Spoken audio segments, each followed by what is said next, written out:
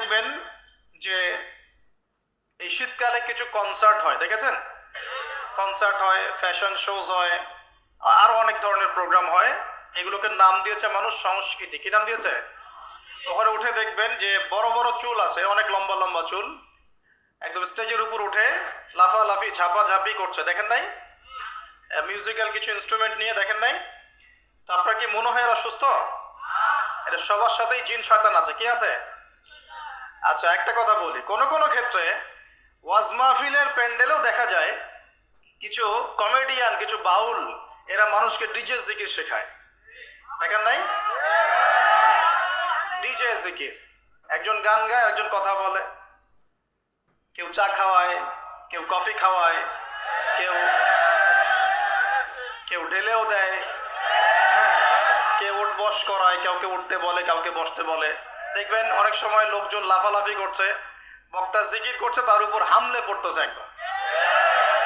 একটা দলিল দেখাবেন, খালি একটা দলিল, যে নবী সাল্লাল্লাহু আলাইহি ওয়াসাল্লামের জামানায়, চার খলিফার জামানায় তারা মসজিদে বসে এইভাবে জিকির করেছেন। একটা দলিল খালি দেখাবেন। যে কাজ নবী করেন নাই, তার সাহাবীরা করেন নাই। এখানে বহু উলামায়ে কেরাম আছেন, আমি তাদের সামনে কথা বলতে লজ্জা ফিল করছি।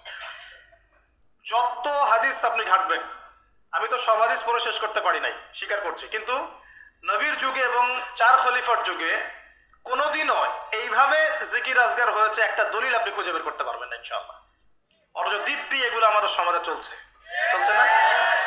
আর আমরা দুইটা খারাপ চরিত্র ধারণ করি, বাঙালি আমরা যারা, মন খারাপ করে না, আমরা দুইটা খারাপ চরিত্র অধিকারী আছে। এক, আমরা খুব ট্রল প্রিয় জাতি, ট্রল করতে খুব মজা লাগে।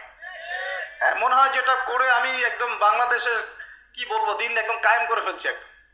হ্যাঁ, ট্রল পাগল, ট্রল প্রিয় জাতি আমরা একটা। আরেকটা হচ্ছে আমরা ইস্যু পাগল জাতি। ইস্যু, একটা ইস্যু আসবে, খুব লাভঝাপ চলবে কয়েকদিন, ইস্যু শেষ, আবার লাভঝাপ শেষ।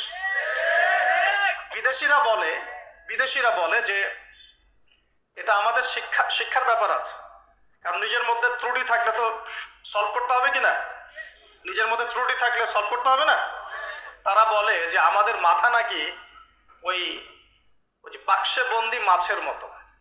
বাক্সে বন্দি মাছ দেখেছেন? এই যে অ্যাকুরিয়ামের মধ্যে যে মাছগুলো চলাফেরা করে, এদের স্মৃতিশক্তি খুব দুর্বল হয়। ওই ছোট্ট জায়গাটুকু ওদের কাছে মনে হয় বিশাল সমুদ্রের মতো। কথা বুঝতে পারছেন না? মনে হয় ওই ছোট্ট বদ্ধ জায়গাটাই ওদের কাছে মনে হয় কি বিশাল বিশাল একটা জায়গা। ওরা খুব স্বল্প স্মৃতির অধিকারী, একটু কিছুক্ষণ পরে স্মৃতিটা নষ্ট হয়ে যায়, তাই আগে কি হয়েছে ওরা ভুলে যায়। এই স্বভাবটা এখন আমাদের মধ্যে চলে আসছে না? আমরা ইস্যু পাগল হচ্ছি না দিন দিন? করণীয় কি? খুব ভালো কথা।